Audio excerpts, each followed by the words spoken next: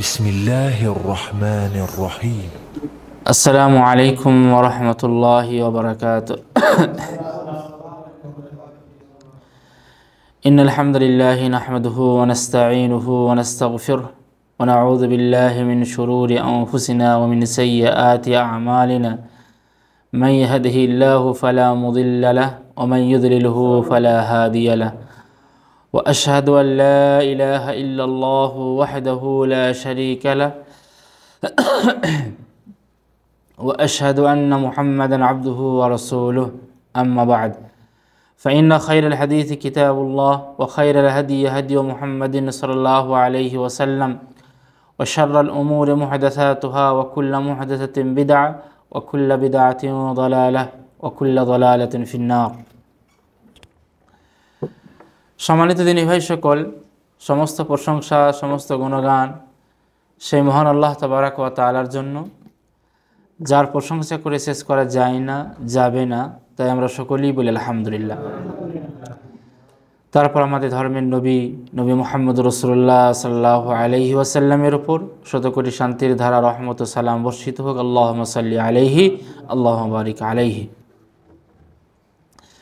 সম্মানিত দিনী ভাই সকল, গত সপ্তাহে আমরা আলোচনা শুনেছিলাম ইলমের ফজিলত সম্পর্কে, অর্থাৎ দ্বীনি ইলমের ফজিলত সম্পর্কে। আজকে সেই মর্মে আলোচনা হবে পার্ট 2, যে দ্বীনি ইলমের ফজিলত সম্পর্কে যে সমস্ত হাদিসগুলো আছে। গত সপ্তাহে কয়েকটা হাদিস শুনিয়েছিলাম, কোরআন কারীম থেকে কিছু আয়াত শুনিয়েছিলাম। আজকে ইনশাআল্লাহ আরও কিছু হাদিস আপনাদেরকে এই দ্বীনি ইলমের ফজিলত সম্পর্কে, যারা শিখে যারা শিখায় তাদের ফজিলত কি, যারা শিখার জন্য মসজিদে আসে বা শিখার জন্য শিক্ষার জায়গায় আসে তাদের ফজিলত কি। আপনি একটা হাদিস পড়বেন, মুসনাদে আহমদে আছে, তবরানিতে আছে, ইবনে হিব্বানে আছে, মুস্তাদরাক হাকিমে আছে, ইবনে মাজায় আছে। ইবনে মাজায় 226 নম্বর আছে। সাফওয়ান বিন আসাল আল মুরাদি রাদিয়াল্লাহু তাআলা আনহু হাদিসটির বর্ণনাকারী। উনি বলছেন যে আতাইতু রাসূলুল্লাহ সাল্লাল্লাহু আলাইহি ওয়াসাল্লাম, আমি একবার রাসূল করিম সাল্লাল্লাহু আলাইহি ওয়াসাল্লামের কাছে এলাম। ওহুয়া মুত্তাকিউন ফিল মসজিদি আলা বুরদিন, রাসূল করিম সাল্লাল্লাহু আলাইহি ওয়াসাল্লাম লাল রঙের একটা চাদর পরিধান করেছিলেন। তো লাল রঙের চাদর পরিধান করা অবস্থায় মসজিদে হেলান দিয়ে বসেছিলেন, সেই অবস্থায় আমি এলাম। এখানে আবার একটা প্রশ্ন করতে পারেন যে আমরা তো জানি লাল রঙের ব্যবহার করা পুরুষদের জন্য হারাম। তো এখানে উনি হয়তো দূর থেকে দেখেছেন যে এমন পোশাক যেটা সেটা লালের সাথে অন্য কোনো মিক্স আছে। তো লালের সাথে অন্য কোনো মিক্স যদি থাকে তাহলে সমস্যা নাই। মনে করুন আমাদেরকে হঠাৎ করে কেউ দেখলে বলে দেয় হুজুর লাল রঙের শিমাক পরেছিলেন, তো এখানে লাল আর কি সাদা মিক্স আছে। তো ফাকুলতু লাহু ইয়া রাসূলুল্লাহ, সাফওয়ান বিন আসাল রাসূল করিম সাল্লাল্লাহু আলাইহি ওয়াসাল্লাম কাছে এসে বললেন, হে আল্লাহর রাসূল, ইন্নী জিইতু আতলুবুল ইলম, আমি ইলম অন্বেষণের জন্য, আমি ইলম হাসিলের জন্য, ইলম শেখার জন্য আপনার কাছে এসেছি। ফাকালা মারহাবান বিতালিবিল ইলম, রাসূল করিম সাল্লাল্লাহু আলাইহি ওয়াসাল্লাম এই কথাটা শুনলেন। উনি বললেন যে আমি আপনার কাছে ইলম শেখার জন্য এসেছি, যেমন আপনারা এখানে এসেছেন ইলম শেখার জন্য। তো রাসূল বলেন মারহাবান বিতালিবিল ইলম, আমি ইলম অন্বেষণকারী তাকে স্বাগতম জানাচ্ছি। তো রাসূল করিম সাল্লাল্লাহু আলাইহি ওয়াসাল্লাম সেই ব্যক্তিকে ইলম শেখার জন্য রাসূলের কাছে এসেছেন, তাকে স্বাগতম জানালেন, আহলান সাহলান জানালেন। তারপর রাসূল কি বললেন, তালিবুল ইলমি লা তাহুফুহুল মালাইকাতু ওয়া তুযিল্লুহু বিআজনিহাতিহা, দেখো যারা দ্বীনি ইলম শেখার জন্য আসে তাদের জন্য ফেরেশতায়ে কেরামরা, মালাইকারা তাদের ডানাকে, তাদের পাখাকে একবারে বিছিয়ে দেন সেই ব্যক্তির জন্য, সেই ব্যক্তিদের জন্য। সুম্মা ইয়ারকাবু বা'যুহু বা'যান হাত্তা ইয়াবলুগু সামাআদ দুনিয়া, তারপরে এক অপরের সাথে চেপে ওই 7 আসমান থেকে পৃথিবীর আসমানে এভাবে সব নেমে আসে, এক অপরের সাথে ভার করে নেমে আসে। মিন হুব্বিহিম লিমা ইয়াতলুবু, ওই যে ভালোবাসা প্রদর্শন করার জন্য, কার সাথে? ওই ইলম অন্বেষণকারীর সাথে ভালোবাসা প্রদর্শনের জন্য তারা পৃথিবীর আকাশে নেমে আসেন। তো আপনারা এখানে এসেছেন, আপনাদেরকেও ভালোবাসা কাদের তরফ থেকে? মালাইকাদের তরফ থেকে। মালাইকারা তাদের ডানাকে, তাদের পাখাকে আমাদের জন্য বিছিয়ে রেখেছেন। তারপরে দেখেন আর একটা হাদিস আপনাদেরকে শোনাই। আপনারা মসজিদে এসেছেন ইলম অন্বেষের জন্য, ইলম শিখার জন্য। দেখেন রসুল কী বলেছেন। সহিহ তারগিবের 86 নম্বর হাদিস, বর্ণনাকারী সাহাবী আবু উমামা রাদিয়াল্লাহু তাআলা আনহু, উনি বলছেন যে রসুল করিম সাল্লাল্লাহু আলাইহি ওয়াসাল্লাম বলেছেন, মান গাদা ইলাল মসজিদি লা ইউরিদু ইল্লা আন ইয়াতাআল্লামা খাইরান আও ইয়ালামাহু, যে ব্যক্তি কেবলমাত্র কল্যাণমূলক কিছু দিনই শিক্ষা অর্জনের জন্য কিংবা শিক্ষা দেবার উদ্দেশ্যে, অর্জনের জন্য বা দেবার উদ্দেশ্যে মসজিদের প্রতি যাত্রা করে, অর্থাৎ মসজিদে আসে, কান লাহু কাআজরি হাজিন তামান হিজ্জাতাহু, সে পরিপূর্ণ একটা হজের সওয়াব পাবে। পরিপূর্ণ একটা হজের সে সওয়াব পাবে। উদ্দেশ্য কি? দ্বীনি ইলম অর্জনের জন্য বা দ্বীনি শিক্ষা দেওয়ার জন্য। আলিমান আও মুতাআল্লিমান, শিক্ষা নেওয়ার জন্য বা শিক্ষা দেওয়ার জন্য মসজিদে আসে, সে পরিপূর্ণ একটা হজের সওয়াব পাবে। তো বাবার ভাবেন না যারা হজ করেন না যে আমি এবার হাজি হয়ে গেলাম, যেহেতু কি বলে পরিপূর্ণ হজের সওয়াব পেয়ে গেলাম। এই একটা রসুল করিম সাল্লাল্লাহু আলাইহি সাল্লাম মানুষকে একটা মানে তারগিব দেওয়া, যাতে করে মানুষ দ্বীনি ইলম অর্জন করে। কিন্তু আপনার কাছে অর্থ সম্পদ আছে, তো আপনার জন্য হজ অবশ্যই ফরজ হবে। আর যদি অর্থ সম্পদ না থাকে তাহলে ফরজ নাই। দেখেন আর একটা হাদিস আপনাদেরকে শোনাই, ইবনে মাজার 227 নম্বরে, আবু হুরায়রা রাদিয়াল্লাহু তাআলা আনহু বর্ণনাকারী সাহাবী, উনি বলছেন রসুল করিম সাল্লাল্লাহু আলাইহি ওয়াসাল্লাম বলেছে, মান জাআ মসজিদি হাযা, যে ব্যক্তি আমার এই মসজিদে আসবে, অর্থাৎ মসজিদে নববীর কথা রসুল বলেছেন, লাম ইয়াতি ইল্লা লিখাইরিন ইয়াতাআল্লামাহু আও ইউআল্লিমাহু। রসুল করিম সাল্লাল্লাহু আলাইহি ওয়াসাল্লাম তো মসজিদে নববীর জন্য বলেছেন, ওটা খাস, কিন্তু এই হাদিসটা আপনি আমভাবে নিতে পারেন। আমরা এখন তো মসজিদে নববী যাই না, এখন আল্লাহর ঘরে এসেছি, এটাও মসজিদ।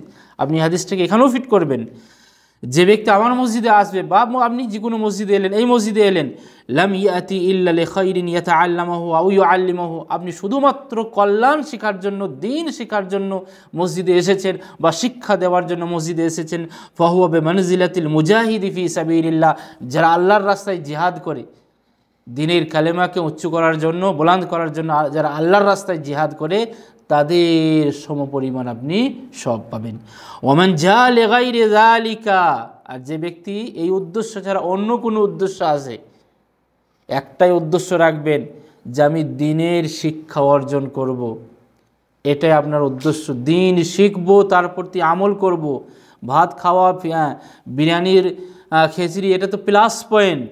আমাদের মেন উদ্দেশ্য হবে যে দ্বীন অর্জন করব, তার প্রতি আমল করব, সেটা। আচ্ছা, ওমান জা লিগাইরি যালিক, আর এই উদ্দেশ্য ছাড়া অন্য কোনো উদ্দেশ্য যদি আসে, ফাহুয়া বিমানজিলাতিন রাজুলিন ইয়ানজুরু ইলা মাতা'i গায়রিহি, তার উদাহরণ ওই মানুষটার সাথে যে অন্য কোনো মাল দেখে বা অন্যের মাল দেখে সে তাকিয়ে থাকে, সে মালটা সে পাবে? আপনি কি বলে 2000 রিয়াল বেতন পান, আমি কি আশা রাখবো যে 2000 রিয়াল বেতন পেলে আপনি আমাকে দিয়ে দেবেন? একজনের কি বলে একটা গাড়ি আছে, একটা বাড়ি আছে, আপনি কি তার দিকে নজর রাখলে সে গাড়িটা, সে বাড়িটা আপনাকে দিয়ে দেবে? সেই রকমই রাসূল উদাহরণ দিয়েছেন যে উদ্দেশ্যবিহীন যদি হয় বা অন্য কোনো উদ্দেশ্য হয়, তো ঠিক এইরকম উদাহরণ। আর আপনি যদি সঠিক উদ্দেশ্যে আসেন যে হ্যাঁ আমি দ্বীন শিখব, তাহলে মুজাহিদের সমপরিমাণ আপনি সব পাবেন। তারপরে দেখেন আরেকটা হাদিস আপনাদেরকে শোনাই, তিরমিজির 2654, ইবনে আবু দুনিয়া মুস্তাদরাক হাকিম, তারপর বাইহাকি ইত্যাদিতে আছে হাদিসটি। কাব বিন মালিক রাদিয়াল্লাহু তাআলা আনহু হাদিসটি বর্ণনা করেছেন। রাসূল করিম সাল্লাল্লাহু আলাইহি ওয়াসাল্লাম কি বলেছেন দেখেন, মান তালাবাল ইলমা লিইউজারিয়া বিহিল উলামা, কেউ দ্বীনের ইলম অর্জন করে বাস তার প্রতি আমল করার জন্য, দুনিয়াতে কল্যাণের জন্য, আখিরাতে কল্যাণের জন্য। আবার কেউ কেউ উদ্দেশ্য যাতে করে আমি প্রসিদ্ধ হব, আমি মানুষের সাথে তর্ক বিতর্ক করব বা টাকা পয়সা কামাবো, তাদের জন্য রাসূল করিম সাল্লাল্লাহু আলাইহি ওয়াসাল্লাম কী বলেছেন দেখেন, মান তালাবাল ইলমা লিইউজারিয়া বিহিল উলামা, যে ব্যক্তি ইলম অর্জন করে শুধুমাত্র উলামাদের সাথে তর্ক করার জন্য। আপনি দেখবেন কিছু কিছু মানুষের হাদিসটা আপনি ফিট করবেন, একটা কোনো রকম ওর কাছ থেকে পয়েন্ট একটা শিখলো, যে তার উদ্দেশ্য আছে যে আর একটা মৌলবীকে গিয়ে আমি ফাঁসাবো, তাকে মানুষের সামনে ছোট করব, তাকে হেয় প্রতিপূর্ণ করব, এইরকম উদ্দেশ্য যদি হয়, তার জন্য হাদিসটা, মান তালাবাল ইলমা লিইউজারিয়া বিহিল উলামা, যে ব্যক্তি কোনো কিছু শিখলো উলামাদের সাথে তর্ক করার জন্য, বিতর্ক করার জন্য, তাদেরকে ছোট করার জন্য। তারপরে দেখেন আউলি ইউমারিয়া বিহিস সুফাহা, আর ইলিম অর্জন করলেন আপনি যারা জাহেল, যারা মূর্খ, তাদের সাথে তর্ক বিতর্ক করার জন্য। দেখেন জাহেলদের সাথে তর্ক বিতর্ক করে কেউ কোনোদিন জিততে পারবে না। সেজন্য সবসময় আপনি তর্ক বিতর্ক যদি করতে হয়, যারা তর্ক বুঝে, যারা হাদিস বুঝে, যারা কোরআন বুঝে, তাদের সাথে আপনি করবেন। জাহেলদের সাথে আপনি কিছু বলতে যাবেন, সে তো আপনাকে গালি দেবে, আপনি কিন্তু ছুটে পালিয়ে আসতে বাধ্য হবেন। তো আলেমরা কখনো জাহেলদের সাথে তর্ক বিতর্ক করে না। আর আল্লাহ তাবারাক তাআলা আমাদেরকে শিখিয়েছেন, ওয়াইদা খাতাবাহুমুল জাহিলুনা ক্বালু সালামা, যখন এই জাহেলদের সাথে, মূর্খদের সাথে সাক্ষাৎ হবে, তাদের সাথে তর্ক বিতর্ক করো না, সাইড কেটে যাও, এতে তোমার জন্য ভালাই আছে। ওয়ালা তাখায়্যুরু বিহিল মাজালিস, কিংবা পদ নেওয়ার জন্য, পদোন্নতি হওয়ার জন্য আপনি ইলম অর্জন করলেন, সেই ইলমও কোনো ফায়দা নাই। ফামান ফাআলা যালিকা, যে ব্যক্তি এই সব ইলম শিখবে এসব কারণে, আলেমদের সাথে তর্ক বিতর্ক করার জন্য, মূর্খদের সাথে তর্ক বিতর্ক করার জন্য, তারপরে কি বলে আপনার পদোন্নতির জন্য বা পদ নেওয়ার জন্য, ফামান ফাআলা যালিকা, যারা এমন করবে, ফান্নারু আন্নার, তাদের জন্য জাহান্নাম রয়েছে, তাদের জন্য দোজখের আগুন রয়েছে, তারা জাহান্নামে যাবে। তারপরে দেখেন আর একটা হাদিস আপনাদেরকে শোনাই। আবু দাউদের 3666 নম্বরে হাদিসটি আছে। আবু হুরায়রা রাদিয়াল্লাহু তাআলা আনহু হাদিসটি বর্ণনা করেছেন। মান তাআল্লামা ইলমান মিম্মা ইউবতাগি বিহি ওয়াজহুল্লাহি আযজা ওয়া জাল্লা লা ইয়াতাআল্লামুহু ইল্লা লিইউসিবা বিহি আরাদান মিনাদ দুনিয়া লাম ইয়াজিদ আরফাল জান্নাহ ইয়াওমাল কিয়ামা, ইয়ানি রিহাহা। যে ব্যক্তি ইলম অর্জন করলো কল্যাণের জন্য, ভালো কাজের জন্য, তো আলহামদুলিল্লাহ, কিন্তু এছাড়া যদি অন্য কোনো অর্জনের জন্য বা অন্য কোনো নিয়তে সে ইলম শিখলো বা দিনের ইলম অর্জন করলো না, তাহলে সে জান্নাতের খুশবু পাবে না, জান্নাতের সুগন্ধি সে পাবে না। এই জন্যই দেখবেন কখনো আপনারা শুনেছেন, যখন নিয়ত সম্পর্কে একটা হাদিস আপনাদেরকে শোনায়, যে 3 ব্যক্তিকে আল্লাহ তাবারাক তাআলা জাহান্নামে দিবেন বা জাহান্নাম দিয়ে উদ্বোধন করা হবে, সর্বপ্রথম জাহান্নামে নিক্ষেপ করা হবে। তার মধ্যে একটা হচ্ছে ইলম অর্জনকারী, আলেম। তো সেখানে উদ্দেশ্যটা কী ছিল? মানুষকে দেখাবার জন্য, শোনাবার জন্য ইলম অর্জন করেছে, কারি হয়েছে, আলেম হয়েছে, ইলম তো অর্জন করেছে, পণ্ডিত হয়েছে, কিন্তু উদ্দেশ্য তার ভালো ছিল না। তো সেই ব্যক্তিকে আল্লাহ তাবারাক তাআলা জাহান্নামে নিক্ষেপ করার আদেশ দিলেন। ওই হাদিসেরই একটা সারমর্ম, যে আপনি যদি দিনের ইলম অর্জন করেন আল্লাহকে রাজি খুশি করার জন্য, আহলান সাহলান। আর এর উদ্দেশ্যর বাইরে যদি হয়, দুনিয়াবি অর্জনের জন্য শুধু যদি হয় বা মানুষকে খুশি করার জন্য হয়, তাহলে অবশ্যই এই ইলম আপনার জন্য কাল হয়ে যাবে কিয়ামতের মাঠে।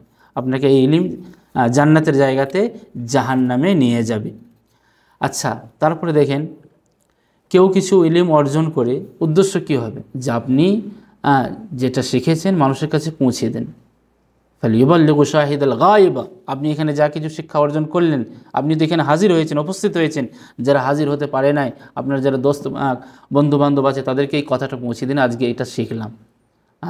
তারপরে যা কিছু আপনি শিখেছেন মানুষকে পৌঁছে দিতে হবে, যেটা আপনি অথেন্টিক শিখেছেন, সহিহ হাদিসের আলোকে, কোরআনের আলোকে যেটাই আপনি শিখেছেন সেটা মানুষের কাছে পৌঁছে দেবেন। আর যদি আপনি লুকিয়ে রাখেন যে না একে বলবো না, একে শেখাবো না, তার জন্য রাসূল করিম সাল্লাল্লাহু আলাইহি ওয়াসাল্লাম কী বলেছেন? মান সুইলা আন ইলমিন ফাকাতামাহু,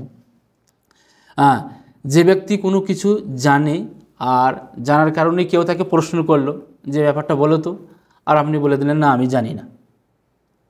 উদ্দেশ্য এটা নয় যে বাস্তবে আপনি জানেন না, কিংবা হয়তো আপনার কোনো সন্দেহ আছে যে আমি একে ভুল বলে দেবো, সে কথা আলাদা। আপনি পারফেক্ট জানেন, শুধুমাত্র তাকে বলবেন না, সে কারণে আমি বললেন আমার জানা নাই, তাহলে উলজিমা ইয়াউমাল কিয়ামা বিলিজারিম মিনান নার, কিয়ামতে আগুনের লাগাম তাকে পরানো হবে। লিজাম বলা হয় লাগাম, ঘোড়ার তারপরে আপনার উটের মুখে যেটা লাগাম দেয় লিজাম বলা হয়। জাহান্নামের লাগাম আপনাকে পরানো হবে যদি আপনার কাছে ইলম থাকে আর আপনি সেটাকে বললেন না, লুকিয়ে দিলেন। সম্মানিত দিনী ভাই সকল, দেখেন রাসূল করিম সাল্লাল্লাহু আলাইহি ওয়াসাল্লামের একটা হাদিস আপনাদেরকে এখন শোনাব। রাসূল বলেছেন এমন একটা যুগ আসবে সেই যুগে আস্তে আস্তে আলেমদেরকে উঠিয়ে নেওয়া হবে।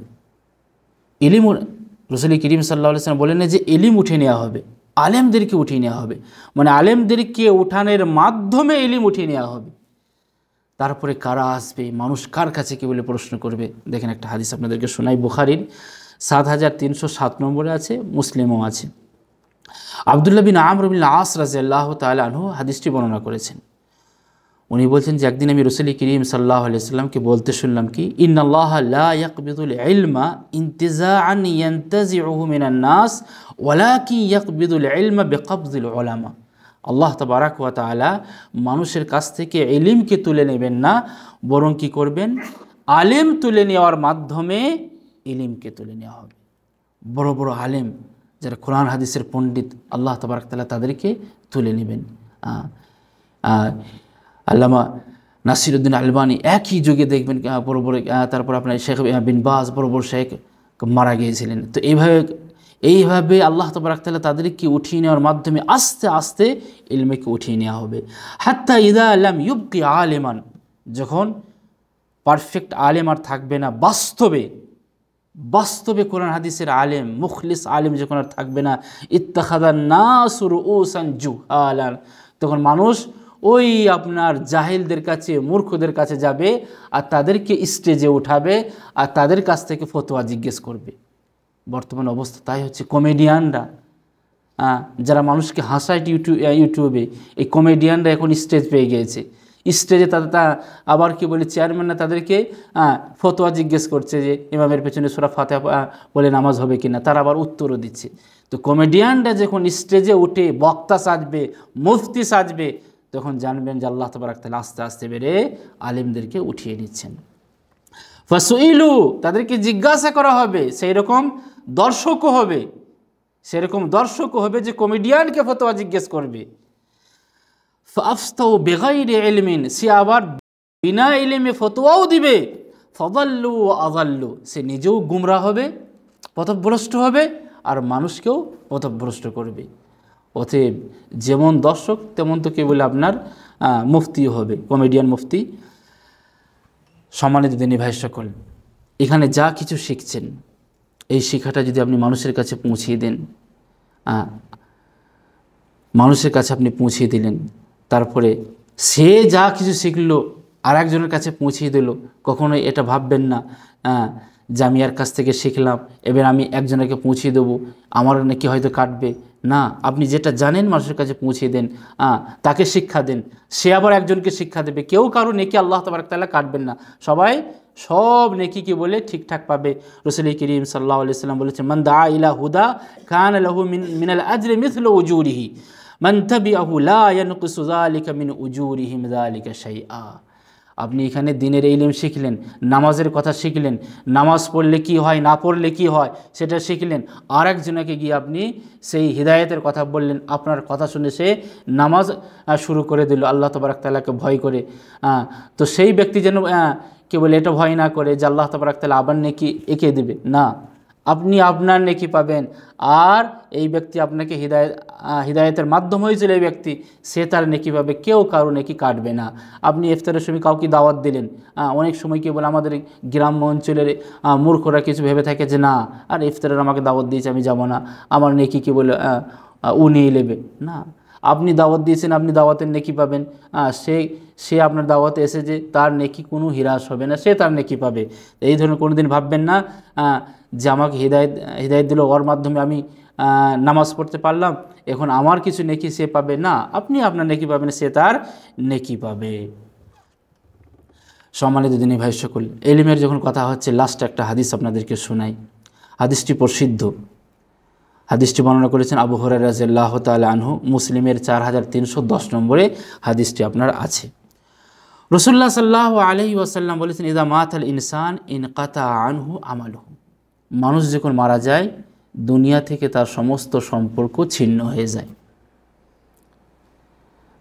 আপনি এটা ভাবেন না যে মারা গিয়েছি, এখন আমার ছেলে মেয়েরা আমার জন্য বকশিশ দেবে, ইসালে সব করে দেবে, আমার জন্য একটা গরু জবাই করবে, সেই সব আপনার পিতামাতাকে পৌঁছাবে না। দুনিয়া থেকে আপনি বিদায় নিলেন, আপনি মারা গেলেন, আপনার সম্পর্ক ছিন্ন হবে ইল্লা মিন সালাস, শুধুমাত্র 3টি জিনিস আপনার কবরে পৌঁছাবে মরার পরেও। সাদাকাতুন জারিয়া, আপনি সদকা করে গেছেন, সেইটা মানুষ উপকৃত হচ্ছে, আপনি তার বদলা পাবেন। আপনার ছেলেমেয়েরা আপনার নামে সদকা করছে, তারও সব আপনি পাবেন। আও ইলমুন ইউনতাফাউ বিহি, আপনি উপকারী ইলম ছেড়ে গেছেন, মানুষ উপকার লাভ করছে, ফায়দা নিচ্ছে, তার সব আপনি কবরও পাবেন। আপনি কাউকে কোরআন মাজিদ শিখিয়েছেন, সে পড়ছে, তারপরে সে আবার একজনকে শিখিয়েছে, এই যে সাদকায়ে জারিয়া হয়েছে, আপনি মারা গেছেন, কিয়ামতে আপনি পাবেন, কবরও আপনি ফায়দা পাবেন। আও ওয়ালাদিন সালিহিন ইয়াদউ লাহু, নেক সন্তান আপনি ছেড়ে গিয়েছেন, সেই নেক সন্তান ছেলে মেয়ে যাই হোক, মেয়ে হোক বা ছেলে হোক, তারা যদি আপনার জন্য দোয়া করে, সেই দোয়াটা পৌঁছাবে। বাকি আপনি মারা গেলেন আর এই আশা রাখবেন যে আমার ছেলেরা আমার নামে কী বলে এই সালে সব করবে, কোরআন বকশিস দিবে, কুলখানি করবে, সাবিনা করবে, তারপরে 40 হবে, তখন মানুষকে দাওয়াত দিয়ে কী বলে গরু খাওয়াবে, আর সেগুলো আমার পৌঁছাবে, একটাও পৌঁছাবে না। আমাদের অনেক ভাইরা বাপ মারা গেছে, 40 হয়েছে, বাস না হুজুর ইচ্ছা তো নাই, কী করব, আমাদের গ্রামের লোকরা ছাড়ছে না। আরে আপনি খাওয়াবেন, দেন একটু লবণ কম হোক তরকারিতে, গোশে একটু কী বলে ঝাল যদি ঠিক না হয়, তারা খাওয়ার পরে বদনাম করতে করতে আপনার যাবে। এগুলো একটাও আপনার কাজে আসবে না, না মৃত্যু ব্যক্তির কাজে আসবে। হ্যাঁ, সেই টাকাটাই আপনি 1 লাখ দিয়ে গরু কিনেছেন, 2 লক্ষ 3 লক্ষ যা কিছু আপনি খরচ করলেন, আরে সেটা আপনার পিতার নামে মসজিদে দিয়ে দেন, মাদ্রাসায় দিয়ে দেন, কোনো ইয়েতিমখানাতে দেন, যাতে করে মানুষ উপকৃত হবে, সেই জিনিসটা আপনার পৌঁছাবে। এই গরু খাইয়ে মানুষকে কী বলে খাওয়াবেন, গরু কেটে, এটা পৌঁছাবে না। আল্লাহ তাবারক ওয়া তাআলার কাছে আমরা দোয়া করি, আল্লাহ যা কিছু শুনলাম সেগুলো মানার এবং তার প্রতি আমল করার তৌফিক দাও, এবং যেগুলো আমরা শিখছি সেগুলো আমল করতে পারি, সেই তৌফিক তুমি আমাদেরকে দাও। ওয়া আখিরু দাওয়ানা আলহামদুলিল্লাহি রাব্বিল আলামিন। আসসালামু আলাইকুম ওয়া রাহমাতুল্লাহি ওয়া বারাকাতুহু। সকলকে অসংখ্য ধন্যবাদ ভিডিওটি দেখার জন্য। সকলেই ভিডিওটি দেখবেন, শেয়ার করবেন, এবং যেটা আমাদের দাওয়াতি চ্যানেল দাওয়া আল মাজমা, এই চ্যানেলটিকে সবাই বেশি বেশি করে সাবস্ক্রাইব করবেন, যাতে করে আমাদের সমস্ত ভিডিও যা কিছু আমরা রেকর্ডিং করব, আপলোড করব, আপনাদের কাছে যাতে করে তাড়াতাড়ি পৌঁছে যায়।